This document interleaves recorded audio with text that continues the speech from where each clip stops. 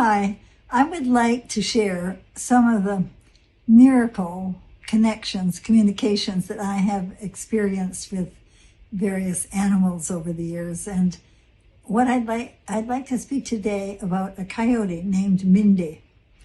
Mindy was at the San Diego Zoo Park, and they had been attempting to train her to lead so that she could be taken as an ambassador for coyotes to a zoo outside of Los Angeles and walk around and allow people to touch her and be more friendly with coyotes who are often considered as varmints. And I had been working with various animals at the zoo for a zookeepers conference, and so I was asked to work with Mindy, and I was told that they had had no success at training her, and I had to be very careful because they wanted to make sure that she did not feel that she was the dominant one. So there was a platform in this enclosure that was up about chest high for me, and they said, don't let her get up on the platform because she will feel dominant. So I did let her get up on the platform. But I want to tell you how I approached her, which was I'd never done before. And I did it because I wanted her to know that I honored and respected her, and she was in charge. The question for me with her, how could we develop a communication and a relationship that would be interesting to her? Because coyotes are very curious creatures.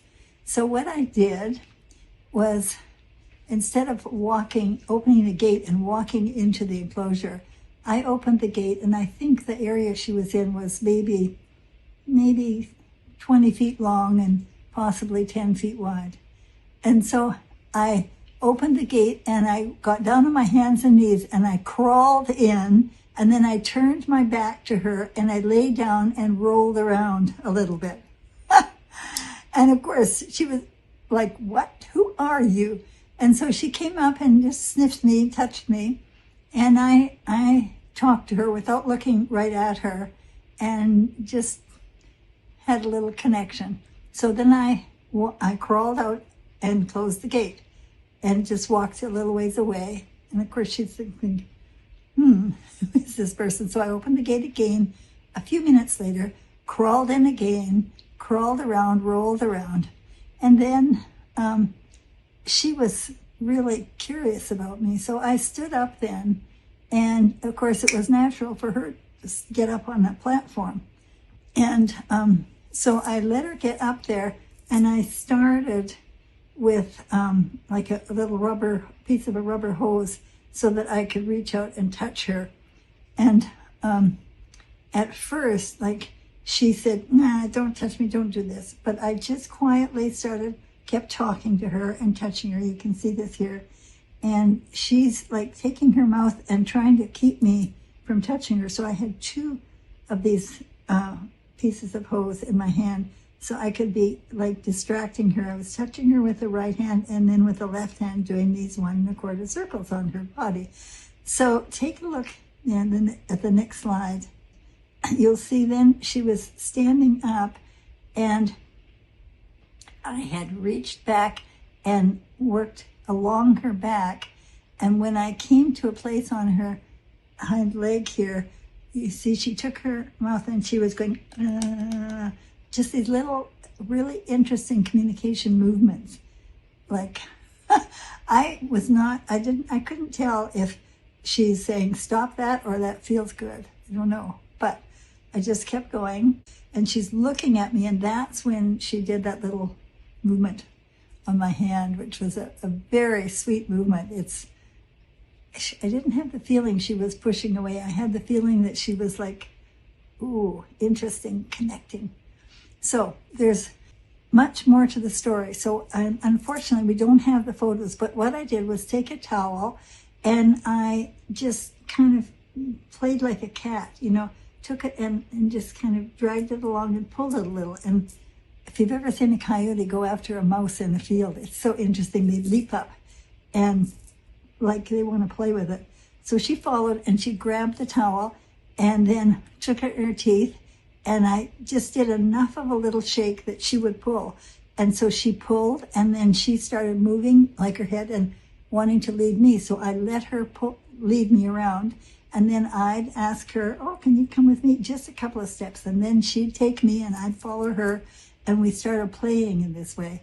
Then I took a little cord. And if you look at the last picture that we have, you'll see a very small cord around her neck. And I had it tied so it couldn't slip. But I didn't tie it around her neck at first. I started then, after the towel, playing with that. And then I laid it over her neck. And then I didn't tie it. I just opened it, and we just started kind of moving. She would move in her direction. And then I'd ask her, can we go in this direction? And she did. And I think I was in there not more than a whole hour.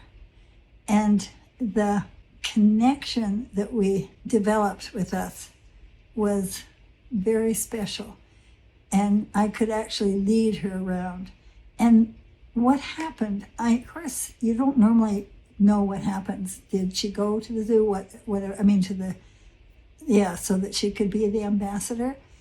But the story didn't end there.